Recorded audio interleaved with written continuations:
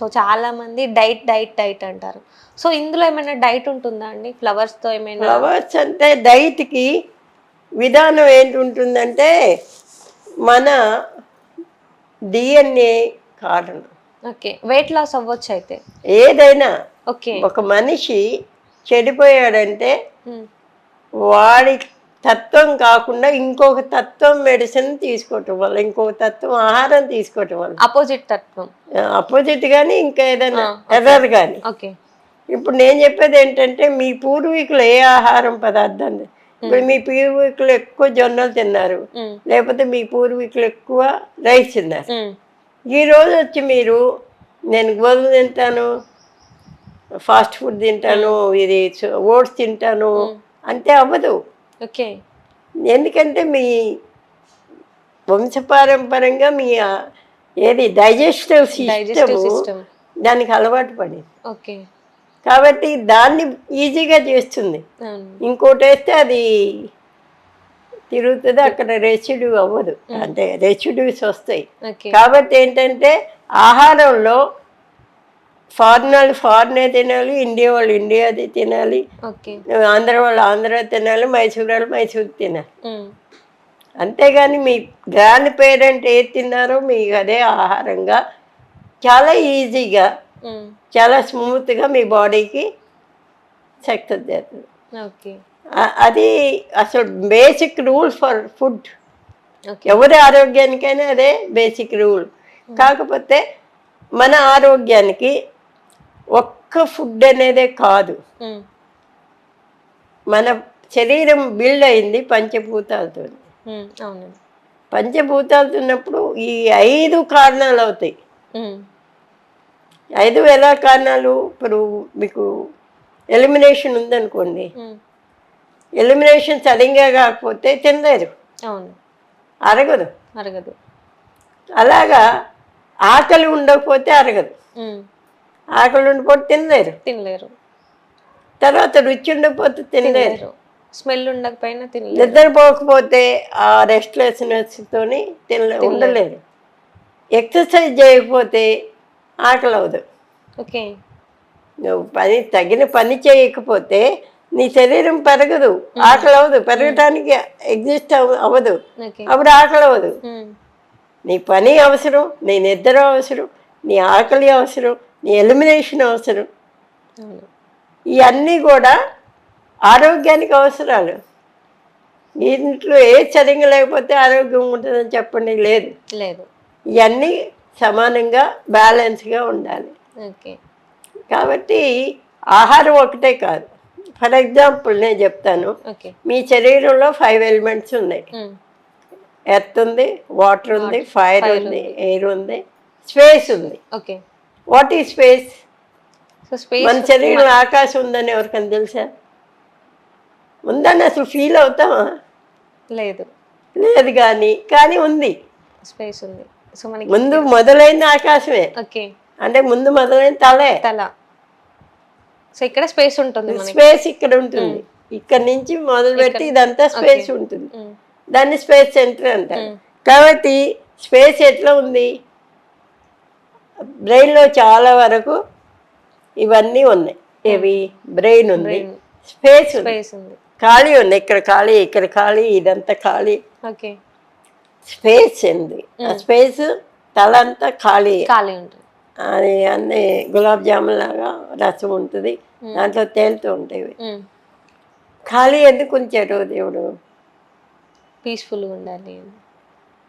Peaceful అంటే ఆకాశం అంటే పీస్ అని తెలిసిందా? ఎక్కువ జాగా ఉంటే మన కొండపైన ఆహా అంటే ఎందుకు? కొండ చుట్టూ ప్లేస్ ఉంటుంది, ఏ పదార్థం మనకి అడ్డుకోదు, అందుకని చాలా హాయిగా ఉంటుంది. కాబట్టి అదేంటి? ప్యూరిఫైయర్. ఆకాశం అనేది ప్యూరిఫైయర్. మనకి అన్ని ప్యూరిఫై అవుతాయి. గాలి ప్యూరిఫై అవుతుంది, అంటే వస్తువు ఉండదు కాబట్టి అదంతా ప్యూరిఫై అవుతుంది. కాబట్టి ఏంటంటే మన బాడీలో స్పేస్ ఇంపార్టెంట్. ఎందుకంటే తల అన్నిటికంటే ముఖ్యమైనది. తలలో వచ్చిన ఆలోచన బాడీలో మేనిఫెస్టో. రెండోది మనకి ఇక్కడ గాలి పీల్చుకోవటానికి డయాఫ్రమ్ అంటారు. ఓకే. డయాఫ్రమ్ లోపల ఏముంటుంది? స్పేస్. స్పేసే. ఆ స్పేస్ ఉంది కాబట్టి దాని అంతటా అది లంగ్ పనిచేయటానికి ఉపయోగపడుతుంది. ఓకే. అంటే అది ఇట్లా ఓపెన్ కాగానే లోపలికి వెళ్తుంది. నెత్తే బయటకు వస్తుంది. కాబట్టి ఇక్కడ మనకి డయాఫ్రమ్ లంగ్స్ పనిచేయడానికి స్పేస్ ఉంటుంది. ఓకే. స్పేస్ ఉండేది. రెండోది ఎక్కువ ప్యూరిఫై చేస్తాయి.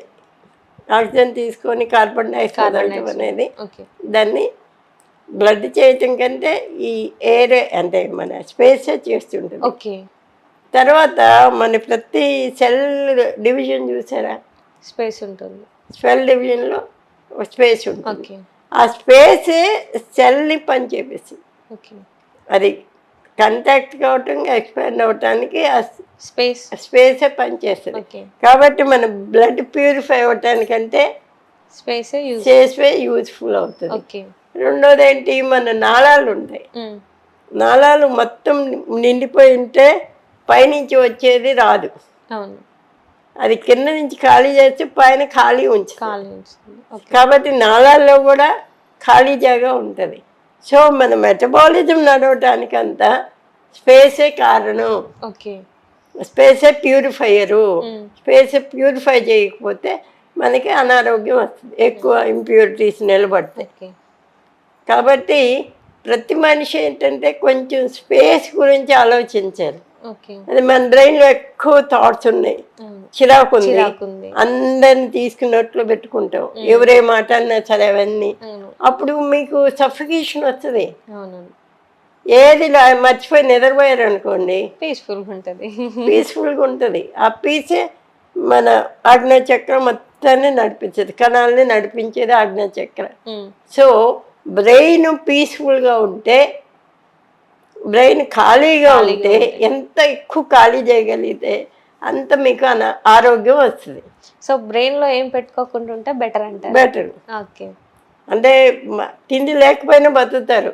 ఎండలో ఎడారిలో అడవుల్లో ఏమి తిండి ఉండవు సరిగ్గా, అయినా వాళ్ళు బతుకుతారు, హెల్దీగా ఉంటారు. ఎందుకు?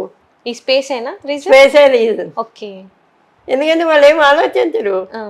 నిద్ర వస్తే నిద్రపోతారు, అక్కడే తింటారు, బేసిక్ నీడ్స్ ఉంటే తీర్చుకుంటారు, అంతే. తర్వాత కూడా మెడిసిన్ ఉందంటారా మరి? మా దగ్గర స్పేస్కి కూడా మెడిసిన్ ఉంది. అంటే దాన్ని థైరాయిడ్ వస్తుంది ఎక్కువ. స్పేస్ నేచర్ ఏంటంటే రివల్యూట్ అవుతాం. ఇప్పుడు స్పేస్ ఆకారం ఇలా ఉంటుంది, మనకి సిగ్నల్ ఎందుట్లో ఉంటుంది, మెటాఫిజికల్లో ఇలా ఉన్నప్పుడు మనకు ఒక ఆలోచన ఇక్కడ ఉంది, తీసుకున్నాం, అది దాని నేచర్ ఇలా తిరిగి వెళ్ళిపోతుంటుంది. అయితే ఆలోచన ఇక్కడ దాకా వెళ్ళింది, మళ్ళీ వెనక్కి వచ్చింది అనుకో, మళ్ళీ తిరిగి వెళ్ళాలి, మళ్ళీ తిరిగి వెళ్ళాలి. ఎక్కువసార్లు తిరిగితే ఏమద్ది, ఇది సుడిపడుతుంది. సుడిపడి ఇవి ఏర్పడతాయి. దాంట్లో చిక్కుకుంటే మనిషి బయటికి రాడు. అంటే ఏదైనా ఆలోచనలో చిక్కుకున్నాం అనుకో, తొందరగా బయటికి రావు. అదే మళ్ళీ వస్తుంది, అదే ఆలోచన మళ్ళీ వస్తుంది, అదే ఆలోచన మళ్ళీ వస్తుంది. ఇది స్పేస్ నేచర్. ప్యూరిఫై అవ్వదు, వెళ్ళిపోదు బయటికి.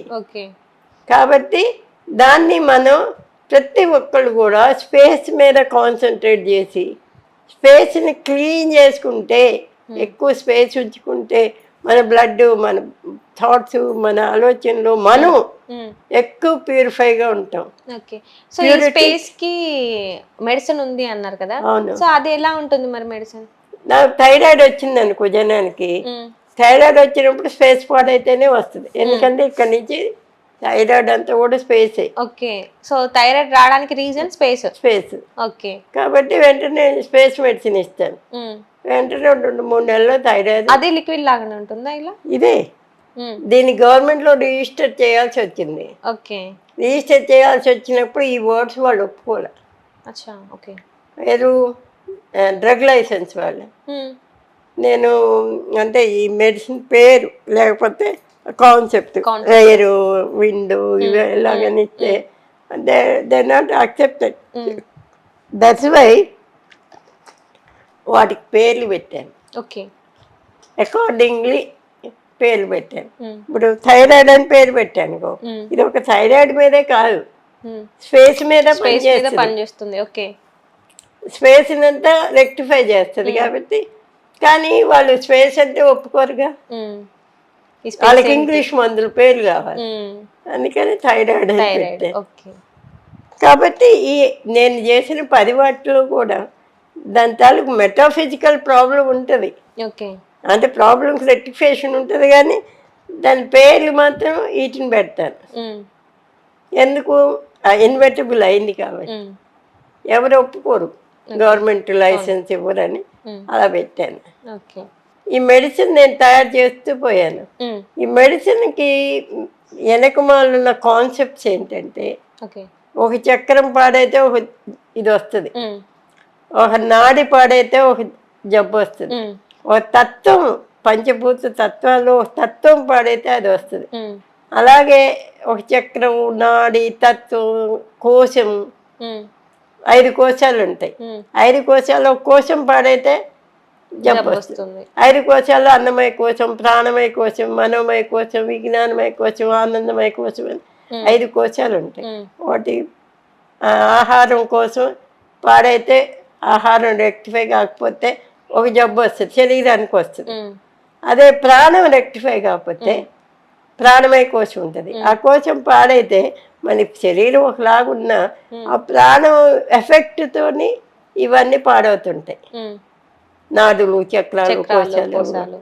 అలా కాకుండా ఎమోషన్ ఉంది, మనోమయ కోశం అని.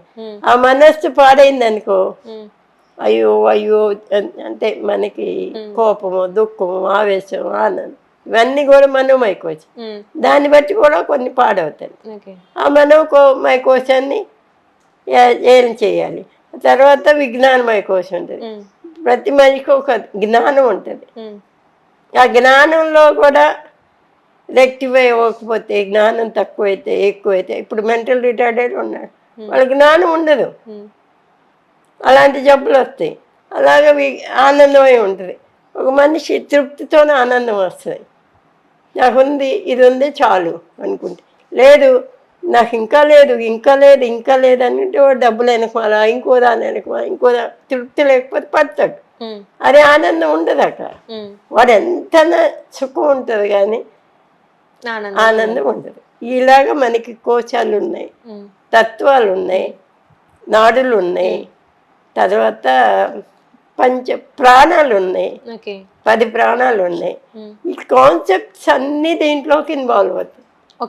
ఒకటే మెడిసిన్ లోకి ఇవన్నీ కాన్సెప్ట్ అంటే నేను కాంబినేషన్ కలుపుతున్నాను కదా. తత్వం కలుపుతాను, చక్రం కలుపుతాను, నాడి కలుపుతాను. వీళ్ళందరికీ దేవతలని ఆపాదించారు మన వాళ్ళు. ఆ దేవత చెట్టు వృక్షమే ఆ ఎనర్జీ ఉంటుంది. ఆ ఎనర్జీ ఇందులో కలిపామనుకో రెక్టిఫై అవుతుంది. కాబట్టి ఇదేంటంటే ఈ దీంట్లో కాన్సెప్ట్స్ అన్ని కలిసాయి, తత్వాలు, నాడులు, కోశాలు, ఇవన్నీ కలిపి కాంబినేషన్తోని మెడిసిన్ చేశాను. అంటే నేను ఎలాగ ఐడెంటిఫై, ఒక జబ్బు వచ్చింది, క్యాన్సర్ వచ్చింది, ఏ తత్వం పాడేద్ది, ఏ నాడి పాడవద్ది, ఏ చక్రం పాడవద్ది, అలా చూసుకొని మెడిసిన్ ప్రిపేర్ చేశాను. కాబట్టి ఈ మెడిసిన్స్ ఏంటంటే దాని మీద రాసిన ఎక్కువ ఎఫెక్ట్ ఉంటాయి, కథమే కూడా ఉంటుంది ఎఫెక్ట్, ఆ తత్వం, ఆ నేచరు. కాబట్టి ఇది తర్వాత దీంతోనే సైడ్ ఎఫెక్ట్స్ లేవు. ఎందుకు అంటే నేను ఫ్లవర్ని తీసుకొచ్చి నీళ్ళలో వేస్తాను, 2 hours తర్వాత ఆ ఫ్లవర్ తీసేసి ఆ నీళ్ళే మెడిసిన్గా వాడతాను. దాంట్లో ఇంకేం అంటే కొంచెం 5% ఆల్కహాల్, 5%, అంటే నీళ్లు పాడు కాకుండా చాలా కాలం నిల్వ ఉంటాను, సంవత్సరాలు. కాబట్టి దాంట్లో మీకు ఏ రకం సైడ్ ఎఫెక్ట్స్ రావు, ఎందుకంటే నీళ్ళల్లో ఏవి సాల్యుబుల్ కాదు, ఆ తేనె సాల్యుబుల్ అవుతుంది అంతే. అంతలో ఈ పొడి ఇవే సాల్యుబుల్ కాదు, వడపోస్తాం కాబట్టి అదేమి సాల్యుబుల్ కాదు. కాబట్టి మీకు దీంతో సైడ్ ఎఫెక్ట్ అని పిల్లల దగ్గర నుంచి ముసలాళ్ళ దాకా ఎవరైనా తాగొచ్చు. సో పిల్లలకు కూడా యూజ్ చేయవచ్చు అయితే ఇది? యూజ్ చేయొచ్చు. సో ఏమైనా జలుబు కానివ్వండి, దగ్గు అలా ఏమైనా అయితే యూజ్ చేయొచ్చు. సాధారణంగా by God's giving nature, by God's giving immunity, అది 20 years వరకు పిల్లలకి నేచురల్ ఇన్బిల్ట్ ఓకే. ఇమ్యూనిటీ ఉంటుంది. ఓకే. కాబట్టి వాళ్ళు ఏదైనా జబ్బు వస్తే రెక్టిఫై చేసుకోగలరు. తొందరగా మెడిసిన్ పిల్లలకి అవసరం ఉండదు. ఉండదు. అది మా కాన్సెప్ట్ ఉంటుంది. ఓకే.